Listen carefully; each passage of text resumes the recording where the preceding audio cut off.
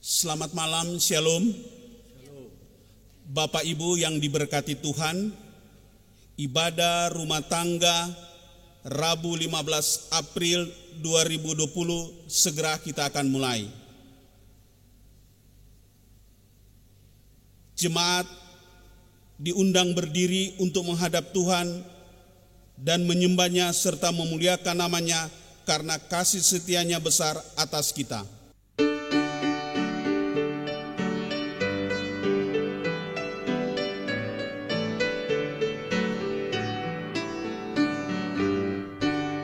Bersorak bagi Tuhan wahai umatnya, hendaklah orang jujur puji namanya. Mainkanlah kecapi dan tabuhlah rebana, bermazmur bagi Tuhan dan bersyukurlah.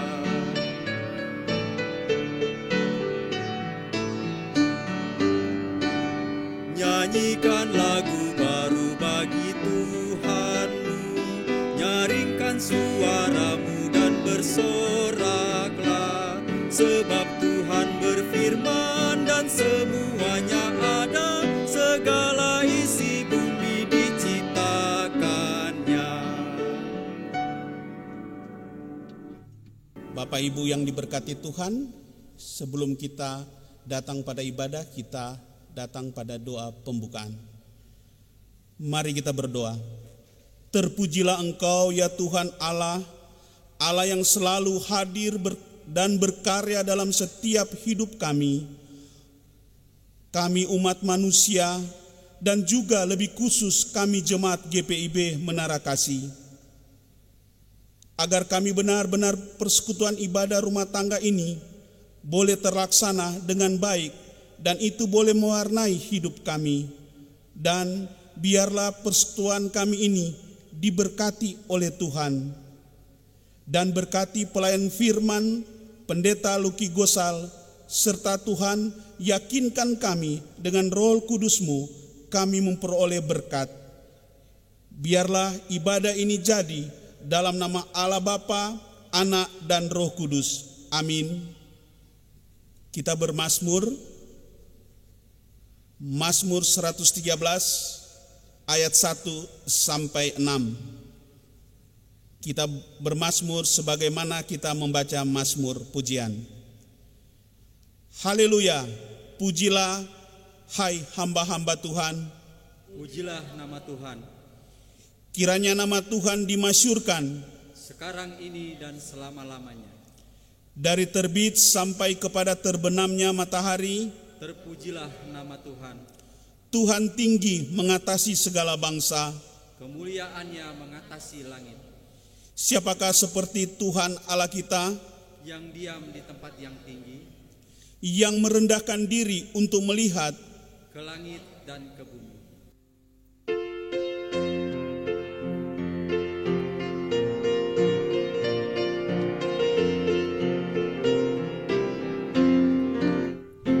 Nama Yesus, nama yang indah didengar. Nama Yesus membuat hati tenteram. Nama Yesus menjadi dasar pengharapan bagi orang yang putus asa. Mendengar namanya patutlah kita menyembahnya, bersyukur, memuji dan meninggikan Dia. Di dalam namanya setiap lutut kan bersujud dan semua lidah mengaku Yesus Tuhan.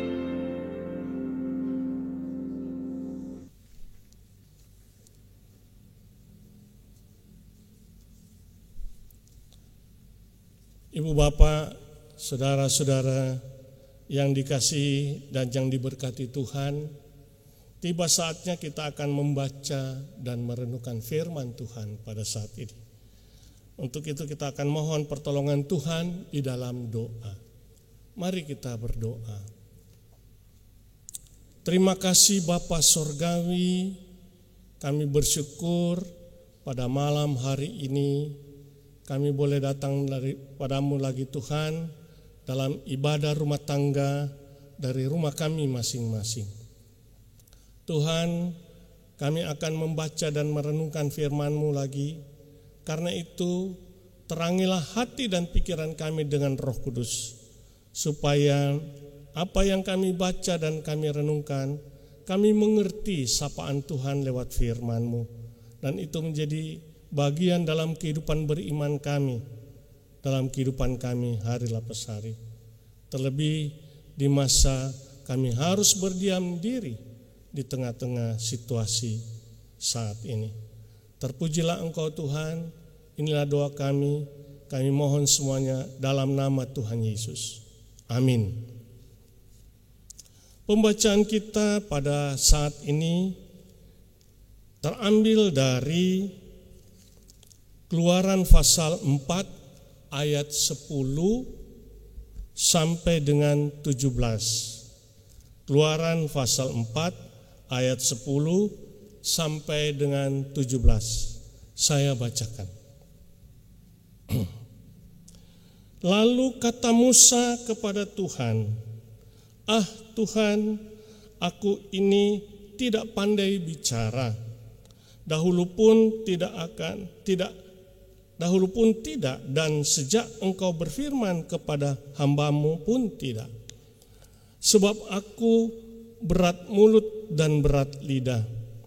Tetapi Tuhan berfirman kepadanya, "Siapakah yang membuat lidah manusia? Siapakah yang membuat orang bisu dan atau tuli? Membuat orang melihat atau buta? Bukankah aku, yakni Tuhan? Oleh sebab itu, pergilah, aku akan menyertai lidahmu dan mengajar engkau apa yang harus kau lakukan." Tetapi Musa berkata, "Ah Tuhan, utuslah kiranya siapa saja yang patut kau utus." Maka bangkitlah murka Tuhan terhadap Musa, dan ia berfirman, "Bukankah di situ Harun, orang Lewi itu, kakakmu? Aku tahu bahwa ia pandai bicara. Lagi pula ia telah berangkat menjumpai engkau. Dan apabila ia melihat engkau, ia akan bersuka cita dalam hatinya. Maka engkau harus berbicara kepadanya dan menaruh perkataan itu ke dalam mulutnya. Aku akan menyertai lidahmu dan lidahnya, dan mengajarkan kepadamu apa yang harus kamu lakukan.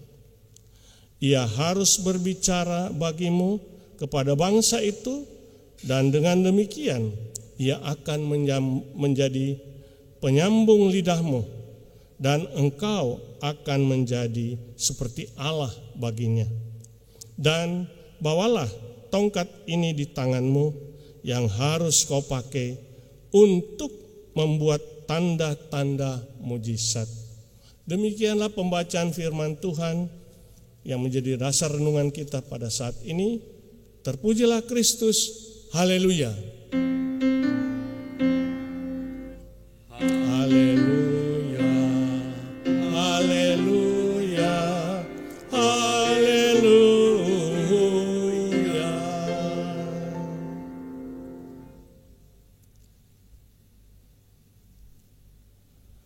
Ibu bapak yang dikasihi dan yang diberkati Tuhan, telah tiba waktu Tuhan untuk membebaskan umat Israel, umat milik Tuhan, dari cengkraman bangsa Mesir selama 430 tahun. Untuk mewujudkan pembebasan itu, Tuhan menyatakan diri kepada Musa dan menetapkan serta memilih Musa untuk memimpin dan membawa keluar umat Israel keluar dari Mesir. Namun, ibu bapak, saudara-saudara sekalian, Musa menolak penetapan Tuhan itu atas dirinya. Ia tidak mau untuk melakukan apa yang Tuhan inginkan guna membawa umat Israel keluar dari Mesir. Alasan yang Musa katakan adalah ia tidak pandai bicara. Ia berat lidah, kurang lebih begitu. Pertanyaannya, mengapa Musa menyatakan alasan seperti itu? Ibu bapak, boleh jadi hal itu terjadi pada diri Musa oleh karena ia jarang berkomunikasi dengan banyak orang. Sejak pelariannya dari Mesir, Musa menjadi seorang gembala kambing domba milik mertuanya Yitro di Midian. Waktu itu ia menggembalakan domba milik mertuanya itu, ia lebih banyak tentu saja berkomunikasi, berinteraksi dengan domba gembalaan yang ia gembalakan. Musa lebih banyak berinteraksi dan komunikasi dengan hewan gembalaannya. Dan ia jarang ataupun tidak berkomunikasi dengan banyak orang. Kalau kita membaca di dalam Kisah Rasul pasal 7 ayat 30, Musa berada 40 tahun dalam pekerjaan pengembalaan itu. Jadi kita dapat bayangkan bahwa Musa jarang sekali berkomunikasi selama 40 tahun dengan orang banyak. Karena itu mungkinlah ia sukar untuk berbicara dengan baik. Dan karena itu Musa terus berdalih bahwa ia tidak mampu untuk menjadi pemimpin karena ia punya kelemahan. Dan karena itu ia terus menolak suruhan Tuhan kepadanya. Tetapi Tuhan terus memberikan arahan kepadanya, bahkan mendesak Musa untuk melaksanakan suruhan Tuhan itu. Tuhan juga memberitahukan bahwa kakaknya Harun ada di situ dan ia akan menjadi pendamping Musa. Karena Tuhan tahu bahwa Harun adalah seorang yang pandai berbicara.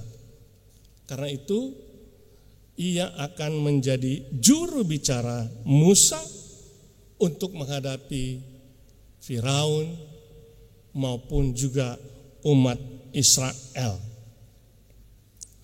Dari arahan dan desakan itulah pada akhirnya Musa mau untuk pergi ke Mesir, mau melaksanakan suruhan Tuhan itu, memimpin, membawa umat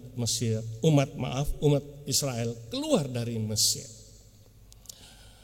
Ibu bapak, saudara-saudara yang dikasihi dan diberkati Tuhan, beberapa catatan yang perlu kita perhatikan menjadi perenungan kita dari teks yang kita baca tadi. Catatan pertama adalah tentang waktu Tuhan. Waktu Tuhan telah tiba untuk membebaskan umat pilihannya. Selama 430 tahun umat Israel bergumul, berteriak kepada Tuhan agar mereka dibebaskan dari penderitaan di Mesir. Satu pergulatan dan pergumulan yang cukup lama agar Tuhan mau membebaskan mereka. Nah, sebagai manusia, umat Israel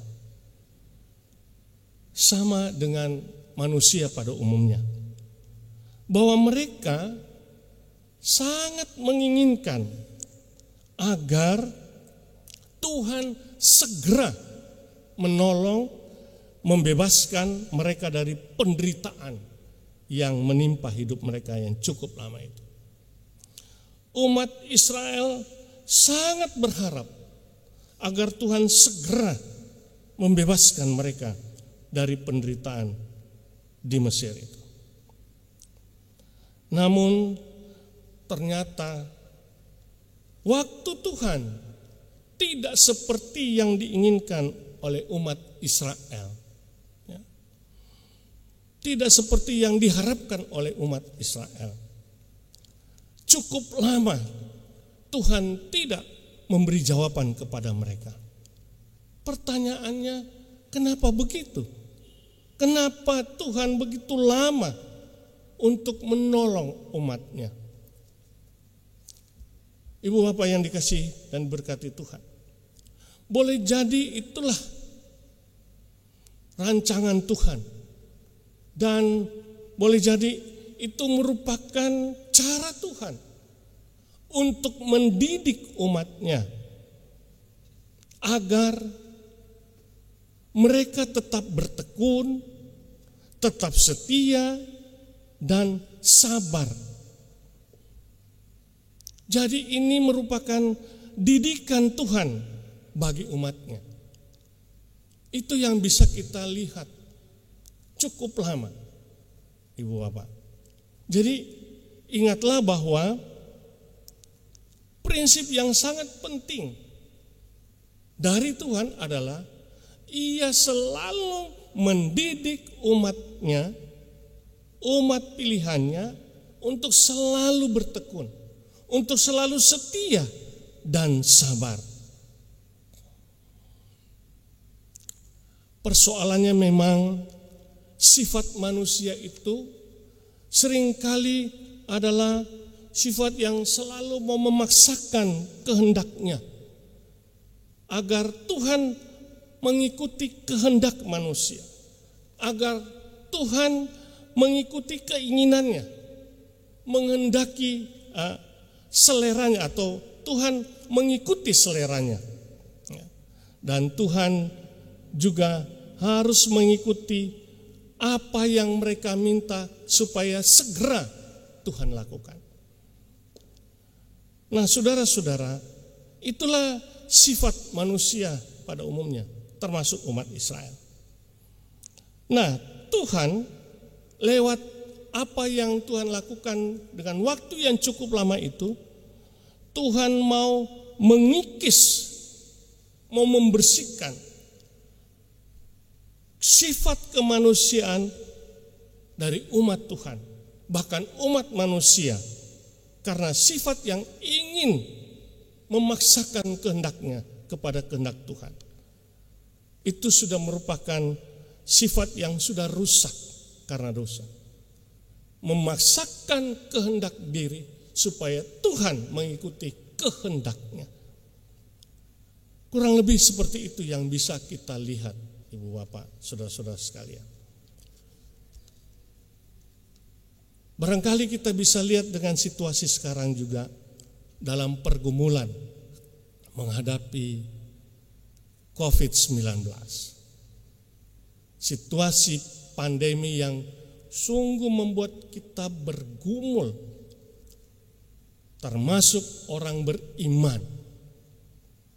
Berdasarkan apa yang kita lihat dari firman Tuhan ini, kalau sampai saat ini Tuhan belum menjawab, boleh jadi Tuhan sedang mendidik kita, Tuhan sedang membina kita, membentuk kita, supaya kita menjadi orang yang beriman untuk terus bertekun, untuk terus setia, dan untuk terus sabar. Karena ada waktu Tuhan, bukan waktu manusia. Waktu Tuhanlah yang terbaik. Dan itulah sikap yang harus kita lakukan sebagai orang beriman. Menunggu waktu Tuhan dalam ketekunan dan kesetiaan dan kesabaran menghadapi situasi pada saat ini. Dan Tuhan tentu saja tidak akan meninggalkan dan membiarkan umatnya terus menderita. Dan itulah yang terjadi pada kehidupan pengalaman umat Israel yang kita lihat dalam bacaan kita. Catatan kedua, Tuhan memakai Musa dengan berbagai kelemahan dan kekurangannya. Ibu bapak dan saudara-saudara sekalian, bahwa rancangan untuk membebaskan umat Israel dari tekanan Mesir adalah merupakan suatu pekerjaan atau dapat dikatakan suatu proyek yang besar dan berat. Bukanlah suatu pekerjaan yang ringan. Nah, melihat hal tersebut kadangkala dalam pikiran manusia atau memang juga merupakan sifat manusia. Bila ada satu pekerjaan yang besar dan berat, maka orang yang pantas untuk melakukan hal tersebut adalah orang yang hebat, orang yang terpandang barangkali, atau orang yang kuat dan punya pengaruh yang besar. Orang seperti inilah yang dapat dikatakan atau selalu dalam pikiran umat manusia yang pantas untuk bisa melakukan pekerjaan besar itu, untuk memikul, untuk bisa melakukan tugas tanggung jawab pekerjaan besar tersebut. Namun, ibu bapak saudara sekalian, rancangan Tuhan itu yang begitu luar biasa, justru tidak memilih orang seperti itu. Tidak memilih orang yang hebat, yang terpandang, yang kuat, dan yang punya pengaruh yang besar. Yang Tuhan pilih adalah seorang Musa yang punya kelemahan dan kekurangan. Mengapa begitu? Nah, inilah yang barangkali kita bisa lihat, pahami bahwa pikiran Tuhan, cara Tuhan tidak seperti pikiran dan cara manusia. Itu yang bisa kita lihat. Kesan yang bisa kita dapatkan. Tuhan memakai orang yang penuh kelemahan dan kekurangan. Namun kita belajar dari Musa. Di dalam kelemahan dan kekurangannya itu, ia mau terbuka untuk menerima arahan Tuhan, untuk menerima tuntunan Tuhan, ya, bahwa Tuhan akan memberikan dia pendamping, atau Tuhan akan menolong dia dengan berbagai perlengkapan, termasuk tongkat yang ada pada Musa. Jadi Musa yang dalam kelemahan dan kekurangan itu, kekurangan dirinya, ia terbuka terhadap tuntunan firman Tuhan. Musa terbuka terhadap arahan Tuhan. Nah, ini yang penting. Di dalam kelemahan dan kekurangannya sekalipun, ia tidak mempertahankan diri dan dia mau mendengar apa yang Tuhan arahkan, apa yang Tuhan firmankan. Sehingga dengan demikian ia dapat melakukan, atau dia bersedia melakukan apa yang Tuhan nyatakan kepadanya. Inilah catatan kedua, Ibu Bapak dan saudara sekalian, Tuhan mau memakai siapapun di dalam melibatkan mereka dalam pekerjaan Tuhan, dalam pelayanan bagi dunia ini, termasuk saudara dan saya, betapapun keadaan kita. Karena itu yang sangat penting adalah kita selalu mau terbuka, mau mendengar, mau memberi diri terhadap arahan Tuhan, firman Tuhan terhadap diri kita. Sebab dengan cara seperti itulah, maka itu akan membangkitkan kepercayaan diri untuk siap melakukan apa yang Tuhan tugaskan, apa yang Tuhan suruh kepada kita, menjadi alatnya, menjadi saksinya di tengah-tengah dunia ini. Sebagai catatan terakhir, saya membacakan firman Tuhan yang dikatakan oleh Paulus dalam 1 Korintus 2 ayat 26 sampai 29.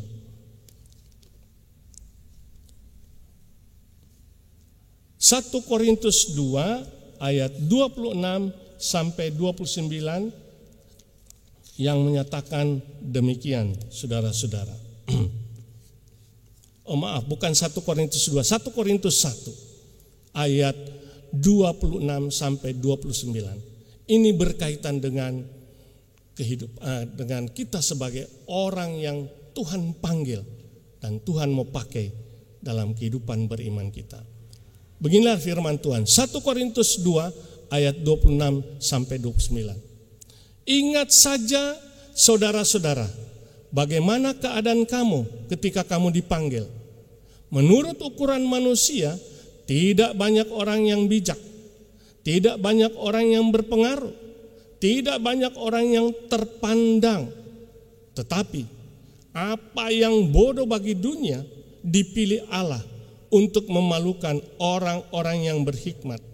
Dan apa yang lemah bagi dunia dipilih Allah untuk memalukan apa yang kuat. Dan apa yang tidak terpandang dan yang hina bagi dunia dipilih Allah. Bahkan apa yang tidak berarti dipilih Allah untuk meniadakan apa yang berarti. Supaya jangan ada seorang manusia pun yang memegahkan diri di hadapan Tuhan. Inilah catatan terakhir dari perenungan kita. Biarlah Roh Kudus menolong dan memberkati kita sekalian. Terpujilah Tuhan kita Yesus Kristus. Amin.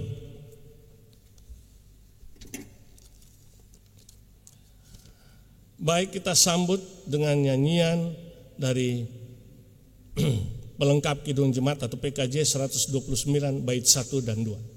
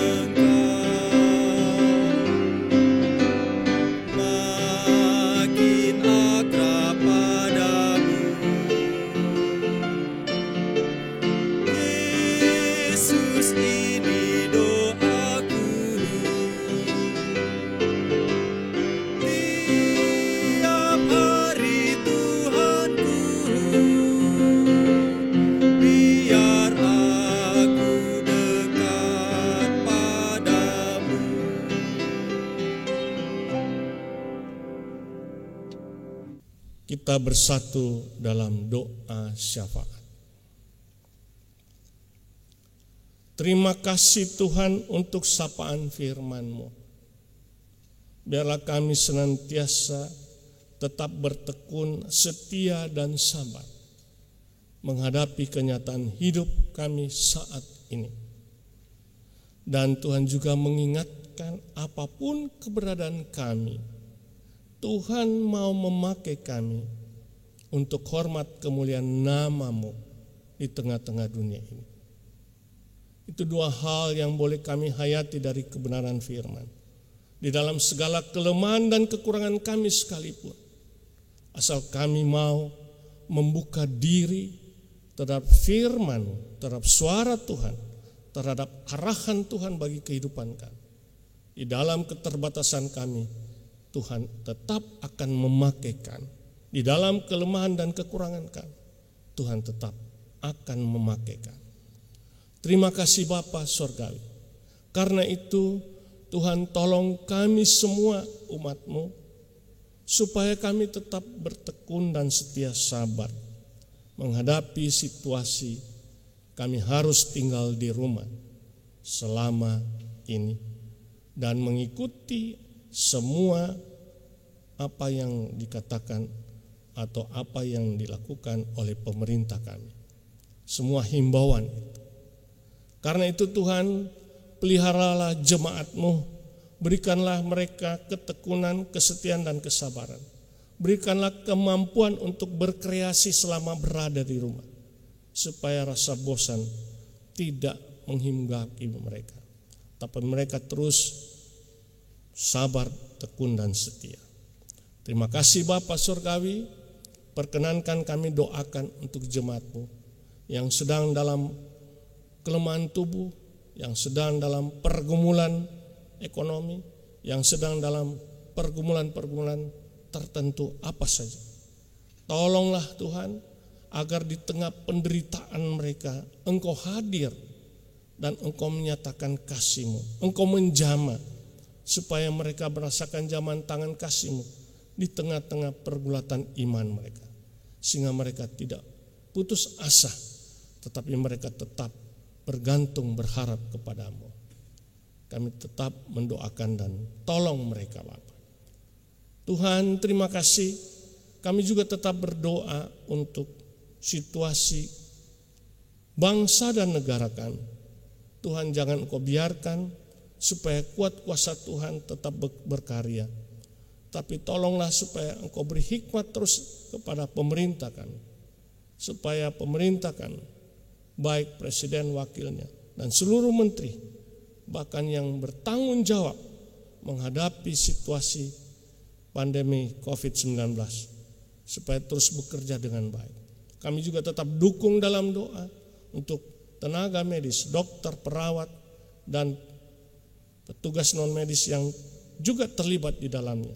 Tuhan juga berkati, mereka merupakan garda terdepan untuk merawat, menolong saudara-saudara kami yang mengalami pandemi ini. Terima kasih Tuhan, kami juga tetap berdoa supaya gereja-gereja-Mu tetap diberi hikmat oleh Tuhan menghadapi situasi seperti ini. Termasuk gereja kami GPB Menara Kasih. Tuhan tolong semua presbiter, pendeta, diaken, penatua, dan semua yang menjadi pelayan Tuhan, supaya kami tetap bertekun dalam menjalankan tugas tanggung jawab kami dalam kehidupan beriman kami. Terima kasih Bapa Surgawi. Bila ada hal-hal yang tidak sempat kami ungkapkan dalam doa ini, kami serahkan semua dalam tangan kasih-Mu. Tuhan yang melengkapinya, Tuhan yang menyempurnakan. Terpujilah Engkau Bapa kekal selama-lamanya. Dalam nama Tuhan Yesus yang telah mengajar kami berdoa.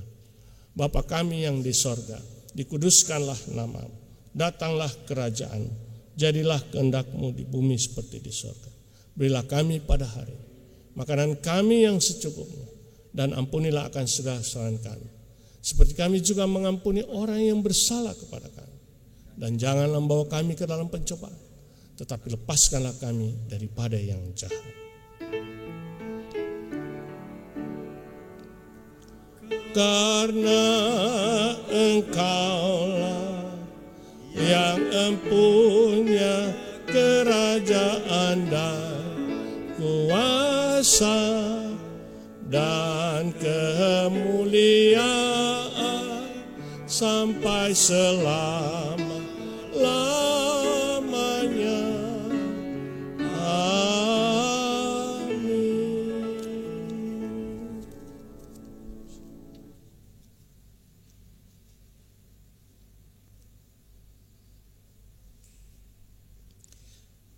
Jemaat, mari kita mengucap syukur kepada Tuhan dengan memberi persembahan kepadanya. Ingatlah firman Tuhan yang terdapat dalam 2 Korintus 9 ayat 7. Hendaklah masing-masing memberikan menurut kerelaan hatinya, jangan dengan sedih hati atau karena paksaan, sebab Allah mengasihi orang yang memberi dengan sukarela.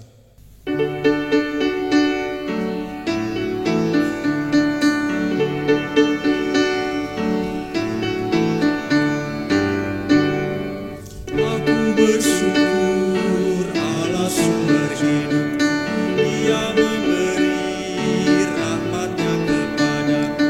Puji dan syukur kunaikan kepadanya, yang maha kudus di surga terpujilah.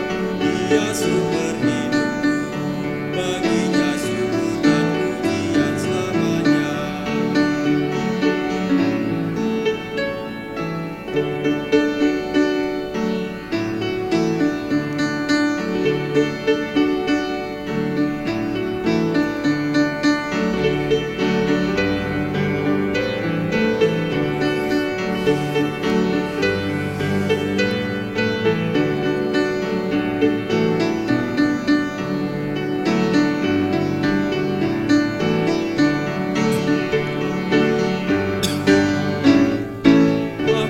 Bersyukur Allah sumber hidupku, sandang panganku dipenuhi olehnya.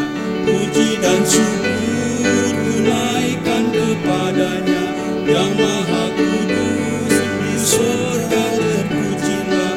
Dia sumber hidupku, baginya syukur dan pujian selamanya. Jemaat, mari berdiri untuk menyerahkan persembahan ini kepada Tuhan dalam doa syukur.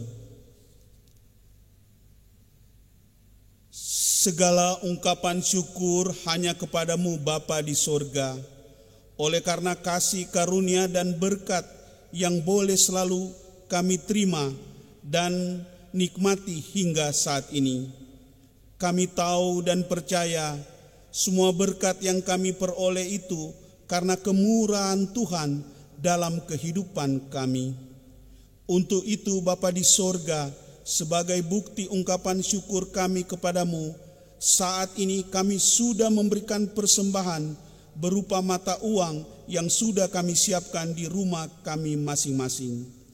Kuduskan dan terimalah persembahan kami ini, agar supaya persembahan ini boleh menjadi berkat buat pelayananmu dimanapun persembahan ini diperuntukkan dan digunakan. Dan ajarlah kami terus memberikan yang terbaik, terutama tahu mempersembahkan tubuh kami yang hidup ini kepadamu. Di dalam nama Tuhan Yesus kami berdoa. Amin.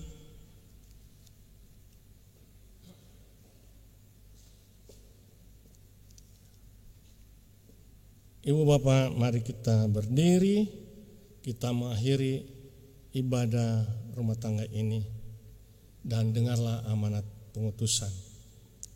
Berdasarkan firman Tuhan yang sudah kita dengar, marilah kita tetap tekun, setia, dan sabar, serta senantiasa mau mendengar suara Tuhan, supaya hidup dan kehidupan kita tetap menjadi alat Tuhan, menjadi berkat bagi sesama, menjadi saksi bagi kehidupan dalam kehidupan beriman kita hari lepas hari.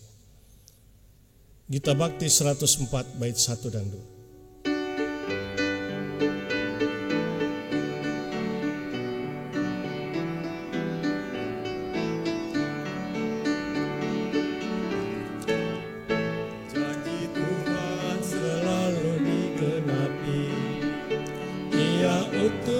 Roh Kudus bagi kita, agar kita selalu dikuatkan, laksanakan amanat Tuhan Yesus. Mari kita bersaksi melayani, mewartakan berita keselamatan, agar dunia mengaku dan percaya Yesus Kristus, Sang Juru Selamat dunia. Tuhan utus umat-Nya dalam dunia, jadilah yang patuh dan setia, bawa damai dan kasih yang sejati bagi orang yang dalam keresahan. Mari kita bersaksi melayani, mewartakan berita keselamatan, agar dunia mengaku dan percaya Yesus Kristus, Sang Juru Selamat dunia. Jemaat, arahkanlah hati dan pikiranmu kepada Tuhan dan terimalah berkat-Mu. Kasih karunia Tuhan Yesus Kristus, kasih dari Allah Bapa, serta pimpinan dan persekutuan dengan Roh-Nya yang kudus, menyertai saudara sekalian.